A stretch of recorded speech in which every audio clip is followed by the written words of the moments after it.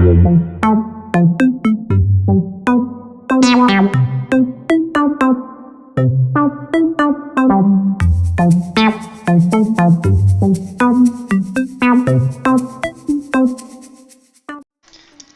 kita belajar bersama Cikgu Syariman. Anda sudah bersedia? Hari ini kita akan belajar mengenai penetapan skala dan kualiti imej dalam kursus desktop publishing, iaitu Koku 3 Image Utilization. Bagaimana kita hendak menetapkan keperluan imej? Okey, ada dua, iaitu skala imej dan kualiti imej. Saya sebut lagi sekali, untuk kita menetapkan keperluan imej, kita perlukan dua, iaitu skala imej dan kualiti imej. Okey, murid-murid lihat di sini.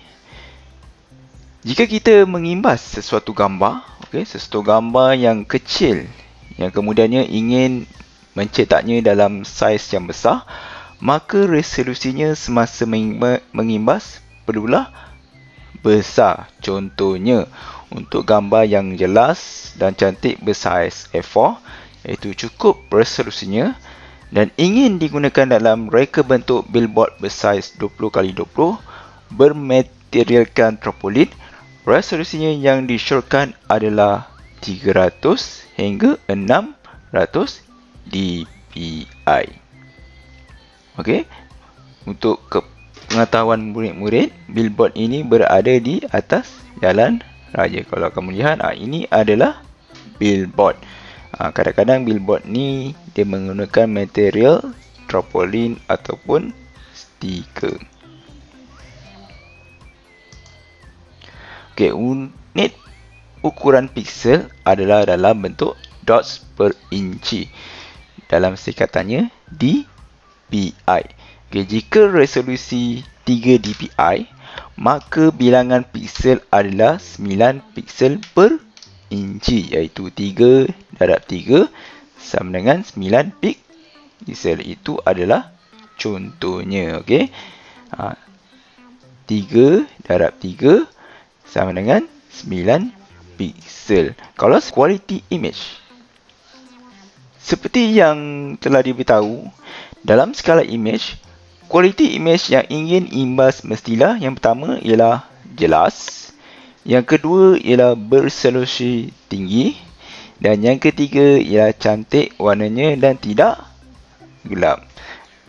Jadi saya ulang lagi sekali, untuk kualiti imej yang ingin diimbas mestilah jelas, beresolusi tinggi, dan yang ketiga ialah cantik warnanya, iaitu tidak gelap dan kabur. Jika imej asalnya tidak berkualiti, maka yang akan diimbas juga tidak akan berkualiti walaupun sudah menggunakan resolusi yang tinggi. Maka resolusi yang terlalu tinggi hanya akan meningkatkan saiz fail dan dokumen menjadi berat. Okey, ini quality image.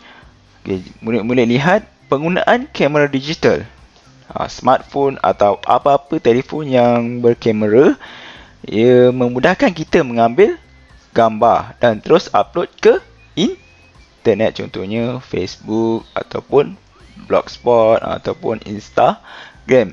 Tetapi gambar berkualiti tinggi, terutama daripada kamera digital, tidak begitu sesuai untuk terus diupload ke internet, khususnya laman web ataupun blog ataupun Facebook.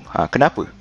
Ini kerana saiz fail gambar itu mungkin terlalu besar, dalam beberapa megabyte, dan ini akan menyebabkan proses upload dan loading laman web atau internet umumnya akan menjadi perlahan atau sangat perlahan. Kenapa fail gambar berkualiti tinggi terlalu besar? Apa sebabnya? Okey. Kenapa? Ini adalah kerana untuk mendapatkan gambar berkualiti tinggi, fail gambar yang disimpan pada resolusi tinggi dalam unit dpi, dot per inci, Dan keluasan ukuran gambar itu, lebar dan tinggi, iaitu keluasan piksel yang besar. Jadi sebab tu dia gambar itu berkualiti tinggi dan terlalu besar. Kenapa perlu gambar berkualiti ataupun beresolusi tinggi dan saiz yang besar? Ini adalah untuk yang pertama adalah biar gambar itulah jelas. Yang kedua adalah kerana gambar itu akan menjadi terang. Dan yang ketiga, ia akan menjadi lebih halus. Yang keempat, tanpa piksel yang kasar.